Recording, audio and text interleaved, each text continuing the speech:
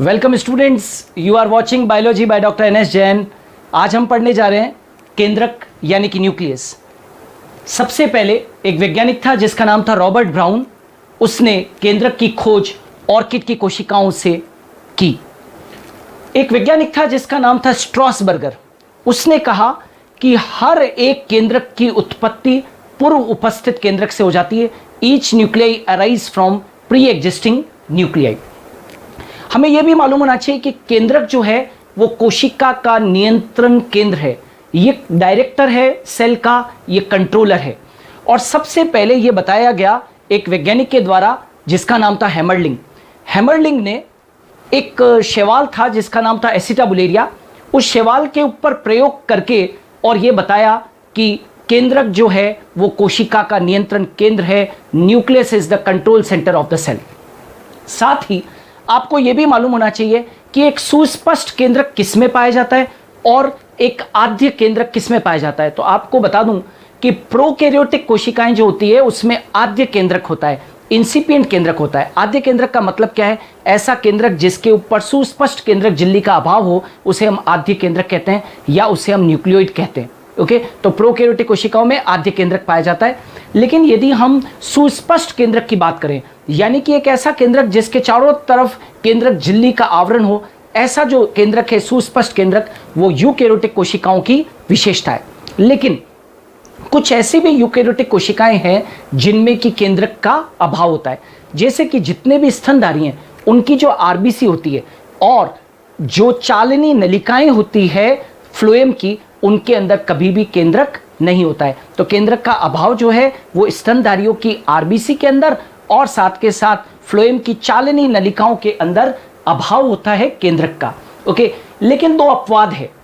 एक ऊंट और लामा, ये दोनों ही स्तनधारी जीव है, लेकिन ऊंट और लामा जो है इनके अंदर केंद्रक क्या होता है? उपस्थित होता है। जब हम केंद्रक के बारे में पढ़ते हैं तो हमें 5 चीजों के बारे में जानकारी होनी चाहिए। सबसे पहला तो हमें साइज की जानकारी होनी चाहिए, आमाप। दूसरा है हमें शेप, तीसरा है नंबर, चौथा है उसका रासायनिक संगठन और पांचवा जो है वो संरचना। इनके बारे में हमें जानकारी होनी चाहिए। तो आइए इनके बारे में हम डिस्कस करते हैं कि सबसे पहले यदि हम बात करें तो केंद्रक की साइज की बात करते हैं कि केंद्रक की साइज या आमाप कितना होता है। ध्यान रखिएगा, यदि हम साइज की बात करें तो साइज 5 माइक्रोन से लेकर और 30 माइक्रोन के मध्य होती है। अलग अलग कोशिकाओं के अंदर केंद्रक की जो साइज होती है वो 5 माइक्रोन से लेकर और 30 माइक्रोन के बीच में होती है। ओके, यदि हम इसके शेप की बात करें, आकृति की बात करें, तो न्यूक्लियस का शेप कैसा होता है? तो शेप या तो कैसा होता है? राउंड हो सकता है या फिर कैसा हो सकता है? ओवल। ओवल का मतलब कैसा है? अंडाकार हो सकता है, लंबवत हो सकता है, यानी कि इलोंगेटेड, राइट? ये अलग अलग शेप होते हैं। तो न्यूक्लियस का जो शेप है वो राउंड है, ओवल है, लंबवत है। लेकिन एक स्टार बना दिया है मैंने, इसके ऊपर ध्यान दीजिएगा कि आप यदि डब्ल्यूबीसी की बात करें, डब्ल्यूबीसी यानी कि ल्यूकोसाइट्स की मैं बात करूं, तो ल्यूकोसाइट्स के अंदर केंद्रक की आकृति निश्चित नहीं होती, निश्चित नहीं होती। मतलब यदि मैं कहूं तो यहां पर जो केंद्रक है वो कैसा है? इर्रेगुलर होता है। केंद्रक का शेप जो है वो डेफिनेट नहीं है, इर्रेगुलर है, उसकी आकृति निश्चित नहीं होती है। तो आपको ये जानकारी किसके बारे में रखनी चाहिए? शेप के बारे में भी जानकारी रखनी है। अब आ जाते हैं नंबर के ऊपर कि नंबर क्या है।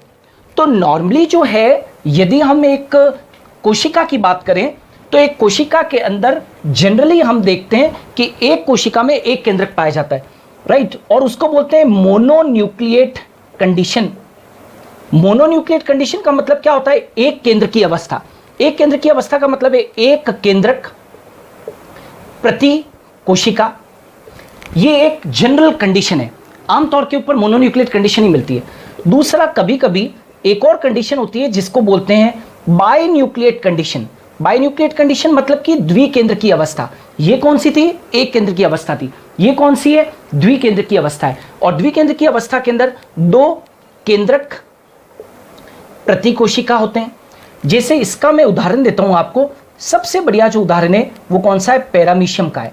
यदि आप पैरामीशियम की संरचना को देखेंगे तो पैरामीशियम के अंदर दो केंद्रक होते हैं, एक लघु केंद्रक और एक वृहद केंद्रक, यानी कि गुरु केंद्रक यानी कि बड़ा केंद्रक। तो उसके अंदर दो न्यूक्लियस होते हैं। लेकिन एक तीसरी कंडीशन है जिसके ऊपर प्रश्न पूछते हैं, और वो होती है पॉलीन्यूक्लिएट कंडीशन। पॉलीन्यूक्लिएट कंडीशन, पॉलीन्यूक्लिएट को हम बोलते हैं हिंदी के अंदर बहुकेंद्रकीय अवस्था। बहुकेंद्रकीय अवस्था, बहुकेंद्रकीय अवस्था का मतलब क्या है? बहुकेंद्रिक का मतलब होता है कि अनेक केंद्रक। यदि हम एक कोशिका को देखेंगे तो उसके अंदर क्या होते हैं, अनेक केंद्रक होते हैं। अब ये अनेक केंद्रक की अवस्था बनती कैसे? तो इसमें आपको दो चीजों के ऊपर ध्यान देना होगा। एक तो होता है सिनसाइशियम। क्या कहा मैंने? सिनसाइशियम। सिनसाइशियम का मतलब क्या होता है? सिनसाइशियम का मतलब भी क्या होता है? बहुकेंद्रकीय।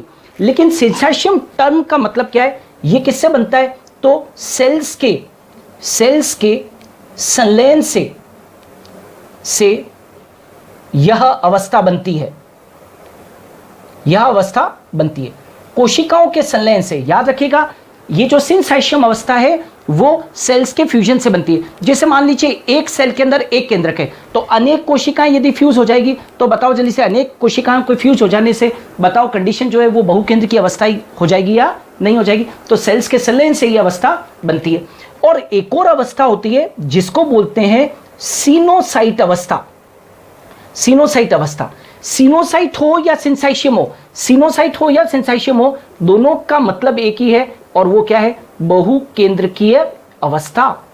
बहुकेंद्रकीय अवस्था, राइट? दोनों का मतलब एक ही होता है, बहुकेंद्रकीय अवस्था। अब सिनोसाइट का मतलब क्या होता है? सिनोसाइट क्या है? तो ये किससे बनती है? मुक्त केंद्रकीय विभाजन से निर्मित। मुक्त केंद्रकीय विभाजन से यह अवस्था बनती है। कहने का मतलब यह है कि कोशिका का एक केंद्रक है, उसके अंदर अनेक बार क्या हो जाएंगे? मुक्त केंद्र के विभाजन होंगे। तो अनेक बार मुक्त केंद्र के विभाजन हो जाएंगे तो भी कैसी बनेगी? बहुकेंद्र की अवस्था बनेगी। तो याद रखना, पॉलीन्यूक्लिएट कंडीशन जो है वो बहुकेंद्र की अवस्था जो है जिसके अंदर के अनेक केंद्रक पाए जाते हैं। और इस अनेक केंद्र की अवस्था में दो आपको नाम मैंने आपके सामने लिखे हैं, एक सिनसाइशियम अवस्था और एक सिनोसाइटिक अवस्था। सिनसाइशियम अवस्था कोशिकाओं के संलयन से बनती है और सिनोसाइट अवस्था मुक्त केंद्र के विभाजन से बनती है। बहुकेंद्रकीय अवस्था जो है उसके एग्जाम्पल क्या क्या है? बहुकेंद्रकीय अवस्था के एग्जाम्पल क्या है? जैसे कि सबसे बढ़िया एग्जाम्पल है एस्केरिस की जो अधिचर्म होती है, राइट? एस्केरिस गोलक्रमी की जो अधिचर्म होती है उसके अंदर बहुकेंद्र की अवस्था होती है। यदि आप नारियल पानी की बात करें, यानी कि नारियल के अंदर जो लिक्विड है, अंदर तरल जो भ्रूणपोष है, वो भी एक बहुकेंद्र की अवस्था का उदाहरण है। तो ये बात की हमने किसकी? नंबर की। तो आप देखिए साइज, शेप और नंबर। अब हम आते हैं कि केंद्रक का केमिकल कंपोजिशन कैसा है, कि केमिकल कंपोजिशन यानी कि इसका रासायनिक संगठन किस प्रकार का होता है। तो केंद्रक के अंदर रासायनिक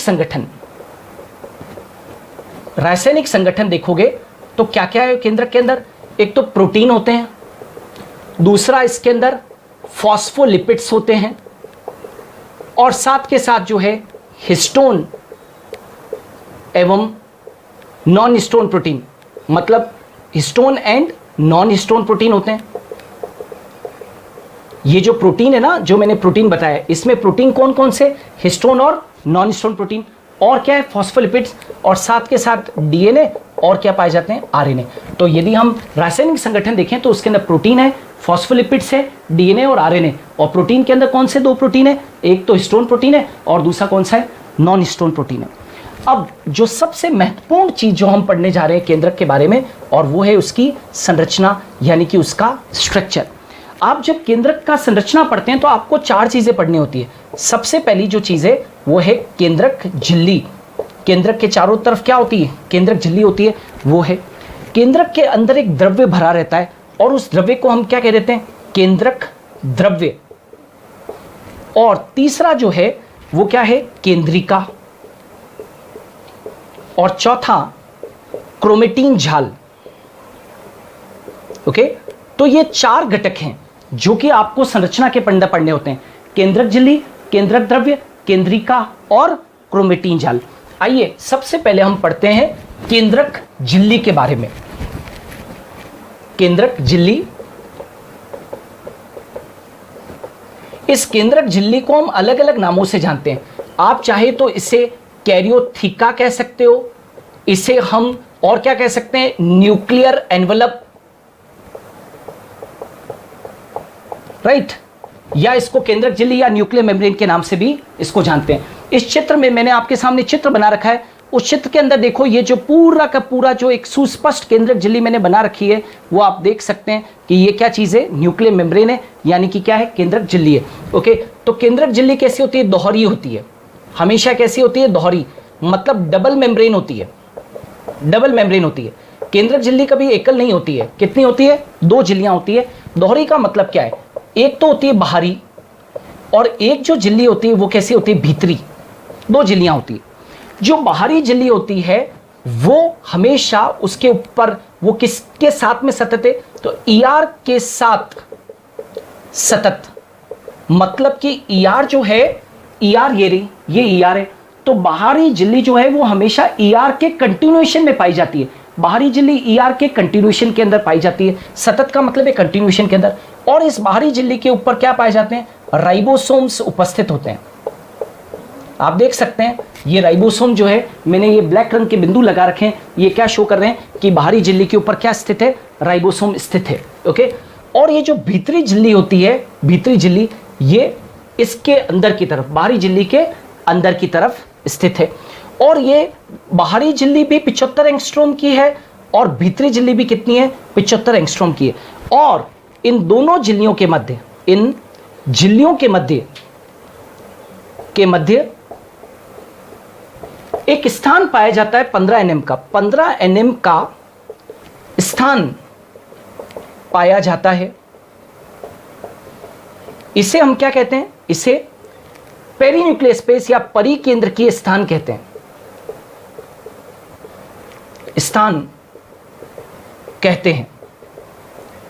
ये बाहरी झिल्ली है और ये भीतरी झिल्ली है, इन दोनों के बीच में ये वाला जो हिस्सा है, मैं यहां पर ये इसको शेडेड कर देता हूं, ये वाला जो एरिया है आप देख रहे हैं, इसके अंदर एक 15 एनएम का एक स्थान है जिसे हम परिकेंद्रकीय स्थान या अंग्रेजी के अंदर उसे पेरीन्यूक्लियर स्पेस के नाम से इसे जाना जाता है।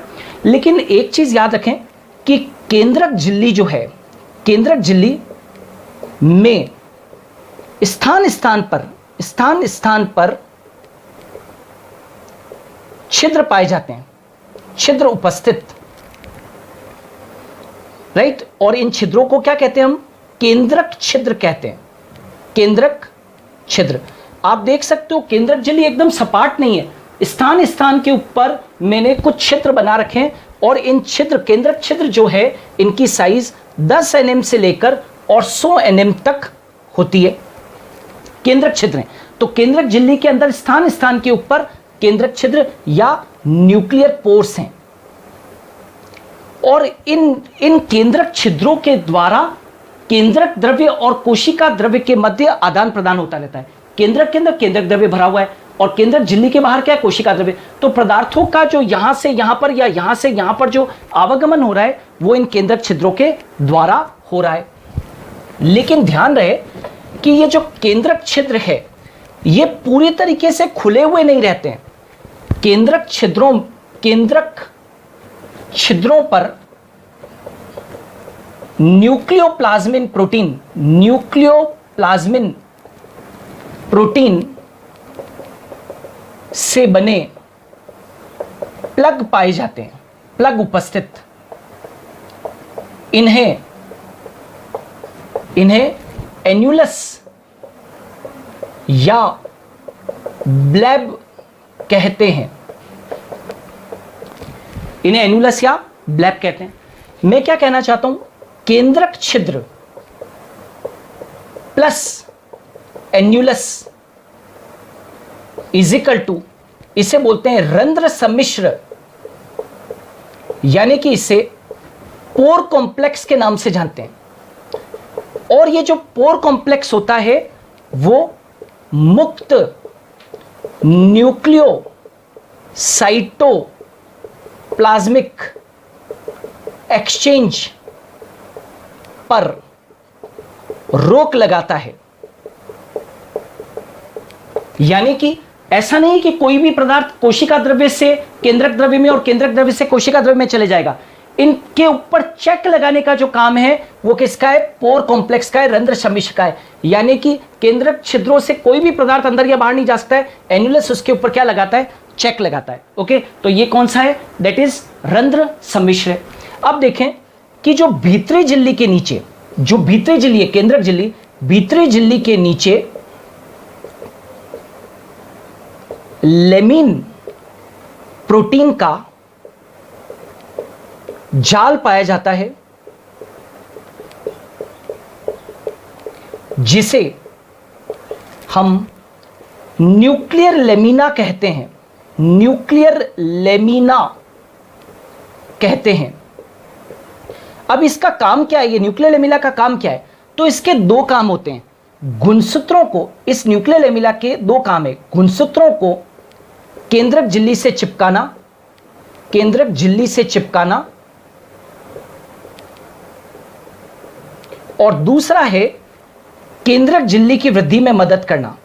केंद्रक झिल्ली की वृद्धि में मदद करना। It helps in growth of nuclear membrane. तो भीतरी झिल्ली के ऊपर लेमिन प्रोटीन से बनी हुई न्यूक्लियर लेमिना होती है और इसके दो फंक्शन होते हैं। तो ये अपन ने पहला संरचना का पहला भाग पढ़ा जिसका नाम था केंद्रक झिल्ली। अब दूसरा भाग के बारे में बात करें कि आखिर केंद्रक के अंदर भरा हुआ क्या है। तो केंद्रक के अंदर एक द्रव्य भरा रहता है और उस द्रव्य को हम केंद्रक द्रव्य कहते हैं। केंद्रक द्रव्य, केंद्रक द्रव्य को इंग्लिश के अंदर बोलते हैं न्यूक्लियोप्लाज्म। ये तो केंद्रक झिल्ली थी, अंदर जो द्रव्य भरा हुआ है वो कौन सा है? केंद्रक द्रव्य। ये केंद्रक द्रव्य कैसा है? एक कणिकीय पारदर्शी द्रव्य है।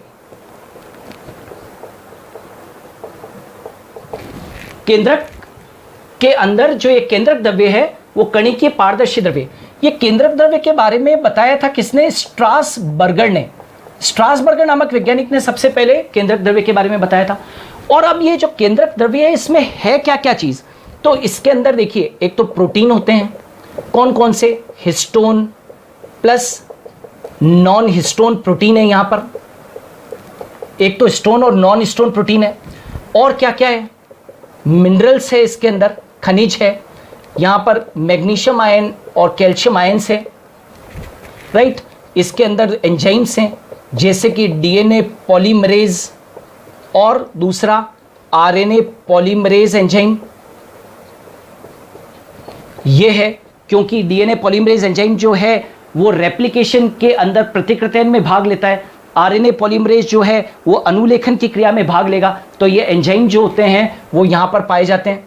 साथ ही साथ और क्या है केंद्रक द्रव्य के अंदर? तो न्यूक्लियोटाइड्स होते हैं और साथ ही साथ क्या होते हैं? न्यूक्लियोसाइड्स होते हैं। तो केंद्रक द्रव्य के अंदर ये रचनाएं पाई जाती है। और आपको आगे बढ़ने के पहले बता दूं कि जो केंद्रक की संरचना में बाकी के दो भाग हैं, यानी कि क्रोमेटिन जाल प्लस केंद्रिका, भी केंद्रक द्रव्य में ही पाए जाते हैं। केंद्रक द्रव्य में पाए जाते हैं। क्या कहा मैंने? अगले जो दो भाग अपने को पढ़ने हैं, क्रोमेटिन जाल और केंद्रिका, वो भी किस में पाए जाते हैं? दोनों के दोनों केंद्रक द्रव्य के अंदर भी पाए जाते हैं। तो अभी तक हमने स्टूडेंट्स दो चीजें पढ़ी है। एक तो हमने पढ़ा है केंद्रक झिल्ली और दूसरी जो है वो हमने पढ़ा है केंद्रक द्रव्य। अब तीसरा भाग बहुत महत्वपूर्ण भाग है और वो है केंद्रिका, जिसको कि हम बोलते हैं न्यूक्लियोलस। ओके, ये जो है केंद्रिका की जो खोज है वो की थी एक वैज्ञानिक ने जिसका नाम था फोंटेना। और इसको नाम केंद्रिका किसने दिया था? तो डेट वाज नॉन एज, फोंटेना ने तो ये क्या दिया? नाम दिया। और बोमेन, खोज तो की फोंटेना ने और बोमेन ने इसे नाम दिया। और ये जो केंद्रिका होती है वो कैसी होती है? झिल्ली रहित रचना है। झिल्ली रहित रचना है। इसके ऊपर किसी भी प्रकार की झिल्ली नहीं पाई जाती है। और इसकी स्थिति क्या है? पोजीशन क्या है? तो ये गुणसूत्र के केंद्रिका संगठक क्षेत्र पर उपस्थित, आपने मेरे पहले वीडियोस देखे होंगे जिसके अंदर मैंने गुणसूत्र के बारे में बताया हुआ है। आप मेरे वीडियोस में देखिएगा कि गुणसूत्र की जब मैं संरचना पढ़ाता हूं तो उसके अंदर एक केंद्रिका संघटक क्षेत्र होता है कुछ गुणसूत्रों के ऊपर। उसको केंद्रिका संघटक क्षेत्र इसलिए कहते हैं क्योंकि उसके ऊपर क्या पाई जाती है, केंद्रिका पाई जाती है। ठीक है, जैसे मानवों के अंदर 13, 14, 15, 21 और 22वां जो गुणसूत्र है उसके ऊपर क्या पाया जाता है, केंद्रिका संघटक क्षेत्र होता है। यानी कि साफ है कि उसके ऊपर क्या पाई जाती है, केंद्रिका पाई जाती है। अच्छा, अब यदि हम केंद्रिका की संख्या की बात करें कि एक केंद्रक के अंदर कितनी केंद्रिकाएं होती होगी, तो एक नॉर्मली सामान्य दृष्टि से देखें तो सामान्यतया तो एक केंद्रिका, सामान्य तो एक केंद्रिका प्रति क्या होती है, केंद्रक। लेकिन कुछ अपवाद हैं, जैसे कि देखिएगा प्याज के अंदर देखें, ऑनियन के अंदर देखें तो 4 केंद्रिका होती है, एक केंद्रक के अंदर 4 केंद्रिका होती है। और यदि हम उभयचर जो प्राणी होते हैं उनकी oocyte कोशिकाओं के अंदर देखें, उभयचरों की oocyte कोशिकाओं में, oocyte कोशिकाएं समझते हैं ना, ये जननिक कोशिकाएं, मादा के अंदर पाई जाने वाली जनक कोशिकाएं, जननिक कोशिकाएं, तो उसके अंदर 2000 क्या पाई जाती है, केंद्रिकाएं पाई जाती है।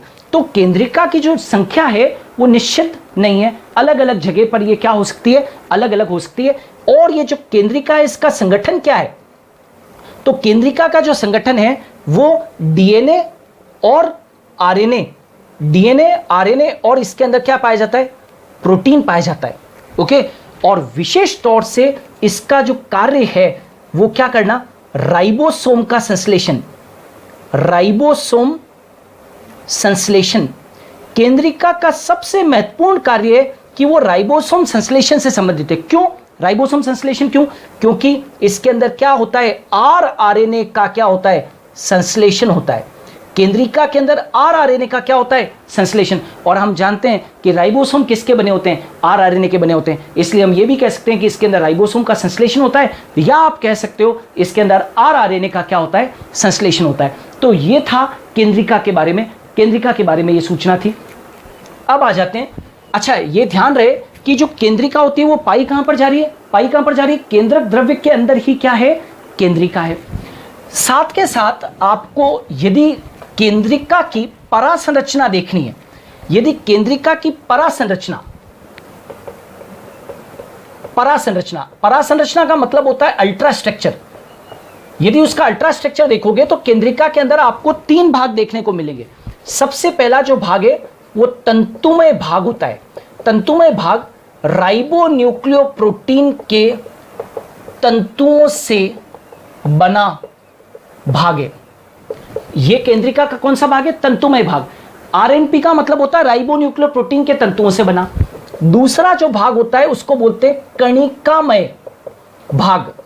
ये जो कणिकामय भाग होता है वो राइबोन्यूक्लियोप्रोटीन के कणों से बना। क्योंकि ये राइबोन्यूक्लियोप्रोटीन के कणों से बना है इसीलिए इसको कणिकामय भाग कहते हैं। और तीसरा जो भाग होता है उसको बोलते हैं पार्स एमोर्फा। ये क्या भाग है, तो वास्तव में ये द्रव्य वाला भाग है, केंद्रिका का द्रव्य वाला भाग है। ये मैट्रिक्स है, राइट। और इस मैट्रिक्स के अंदर ये जो भाग है, ऊपर के दोनों भाग, तंतुमय भाग व कणिकामय भाग, ये दोनों किस में पाए जाते हैं, मैट्रिक्स के अंदर ही पाए जाते हैं। ओके, और केंद्रक का अंतिम भाग जो बहुत बहुत महत्वपूर्ण है, और वो कौन सा है, क्रोमेटीन जाल। ये जो क्रोमेटीन जाल है वो किससे मिलकर बना है, क्रोमेटीन धागों से मिलकर बना है, धागों से बना। और ये जो क्रोमेटीन जो शब्द है बेसिकली ये सबसे पहले किसने दिया था, फ्लेमिंग ने दिया था। क्रोमेटीन शब्द सबसे पहले किसने दिया था, क्रोमेटीन ने। और ये जो धागे होते हैं इनको क्षारीय अभिरंजकों से हम अभिरंजित कर सकते हैं, अभिरंजित कर सकते हैं, इन्हें अभिरंजित किया जा सकता है, स्टेन किया जा सकता है। ओके, और ये जो क्रोमेटीन जाल होते हैं, यही क्रोमेटीन जाल कोशिका विभाजन के वक्त बेसिकली ये किसमें बदल जाते हैं, गुणसूत्र के अंदर क्या हो जाते हैं, बदल जाते हैं। तो क्रोमोसोम्स जो हैं वो गुणसूत्र कुछ अलग नहीं है, यही क्रोमेटिन जाल जब कोशिका विभाजन के वक्त में संघनित हो जाता है तो इन्हीं से क्या बन जाते हैं, गुणसूत्र बन जाते हैं। और साथ के साथ आपको यह भी मालूम होना चाहिए कि क्रोमेटिन जाल आखिर बने किससे हैं, तो ये बेसिकली डीएनए और किससे बने, डीएनए व हिस्टोन प्रोटीन से बने हैं। किससे बने ये, हिस्टोन व प्रोटीन कॉम्प्लेक्स से बने। वास्तव में क्रोमेटिन जो है वो दो रचनाओं से बने, डीएनए और हिस्टोन प्रोटीन से ये निर्मित होते हैं और कोशिका विभाजन के वक्त में ये किसमें बदल जाते हैं, गुणसूत्रों के अंदर तब्दील हो जाते हैं। याद रहे ये जो क्रोमेटिन जाल होता है, ये क्रोमेटिन जाल दो प्रकार का हो सकता है। ये जो क्रोमेटिन जाल आप पढ़ रहे हो, ये क्रोमेटिन जाल कितने प्रकार का हो सकता है, दो प्रकार का, यानी कि जो क्रोमेटिन है वो दो प्रकार के क्रोमेटिन हो सकते हैं। मेरे गुणसूत्र वाले वीडियो के अंदर भी आप देखेंगे तो मैंने क्रोमेटिन को विस्तार से बता रखा है, यहां मैं शॉर्ट में बताऊंगा, वहां पर आपको मैंने विस्तार से बता रखा है। ये जो क्रोमेटिन जाल है वो दो प्रकार का है, एक जो होता है वो होता है यू क्रोमेटिन और दूसरा जो है वो कौन सा है, हेटेरो क्रोमेटिन। ये जो है वो क्रोमेटिन का गहरा अभिरंजित भाग है, गहरा अभिरंजित भाग होता है। और ये जो यू क्रोमेटिन होता है वो कैसा होता है, हल्का अभिरंजित भाग है। ये कहां पर पाया जाता है, केंद्रक में, तो केंद्र भाग में स्थित, केंद्र भाग में होता है। जबकि हेटेरोक्रोमेटिन कभी भी कहां पर होता है, परिधि पर स्थित होता है। ये आनुवंशिक रूप से सक्रिय होता है, ये आनुवंशिक रूप से कैसा है, निष्क्रिय है। और ये अनुलेखन में भाग लेता है, अनुलेखन में भाग लेता है, जबकि ये अनुलेखन में भाग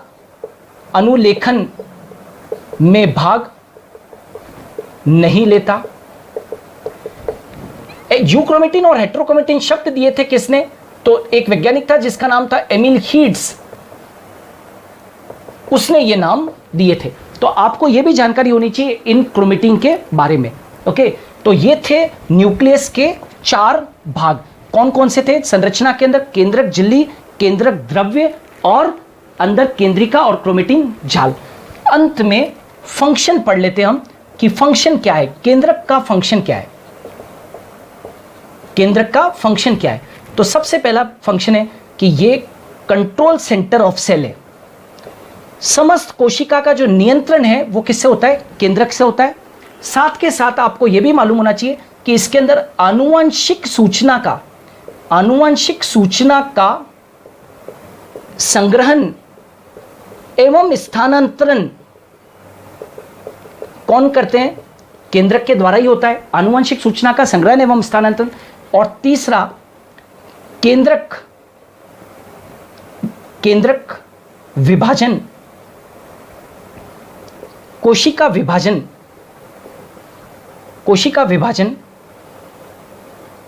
की पहली स्टेप है। आपने देखा होगा कि जब भी कोई कोशिका विभाजित होती है तो दो घटनाएं होती है, एक होती है केंद्र का विभाजन और दूसरा होता है कोशिका द्रव्य का विभाजन। तो नेचुरल है कि सबसे पहले जो है वो केंद्र का विभाजन होता है और बाद में कोशिका द्रव्य का विभाजन होता है। तो स्टूडेंट्स, आज जो है वो हमने इस वीडियो के द्वारा आपको पढ़ाया कि न्यूक्लियस का डिटेल डिस्क्रिप्शन क्या है, वो हमने पढ़ा। आप इसी तरीके से मेरे वीडियोस को देखते रहिए, हम समय समय पर नए नए वीडियोस बनाते रहेंगे। आपको यदि ये वीडियो पसंद आया हो तो इसे मेरे चैनल को सब्सक्राइब कीजिएगा और साथ ही लाइक, कमेंट और शेयर कीजिएगा। Thanks a lot.